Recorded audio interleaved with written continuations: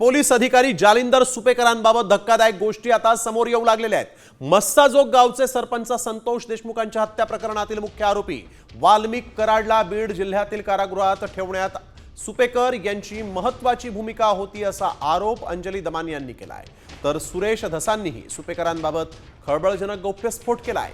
तुरुंगातील कैद्यांकडून 300 कोटी रुपयांची मागणी केल्याची तक्रार आपल्यापर्यंत आल्याचा दावा धस यांनी केलेला आहे।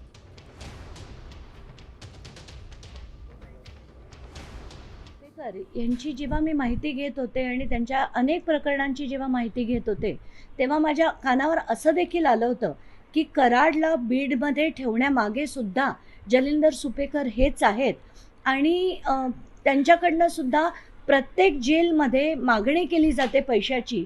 आज मला वाटतं सुरेश धस यांनी असा काही आरोप केला आहे की 300 कोटीची मागणी जालिंदर सुपेकर यांनी केली होती।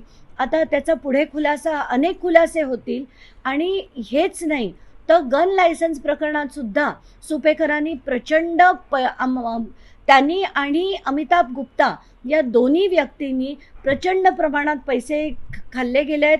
त्याची सुद्धा चौकशी सीएमनी परवाच्या दिवशीच लावली आहे। सुपेकराबद्दल बऱ्याचशा तक्रारी माझ्याकडे सुद्धा आलेल्या आहेत। जेलमध्ये जे आरोपी आहेत त्यांना 300 कोटी रुपये आम्हाला दे मानण्याची सुद्धा एक गंभीर तक्रार याच सुपेकरांच्या विरोधात आहे। ज्या अर्थी तुम्ही नातेवाईकाच्या सुनाकडनं पैसे मागता याचा अर्थ 100% तुम्ही फॉल्टी आहात। हे सुपेकर जरा IG या पोस्टवरचा माणूस सुद्धा मला फॉल्टी दिसतोय। याच्यामध्ये नैतिकता नावाची गोष्ट मला वाटतं काही राहिलेली नाही।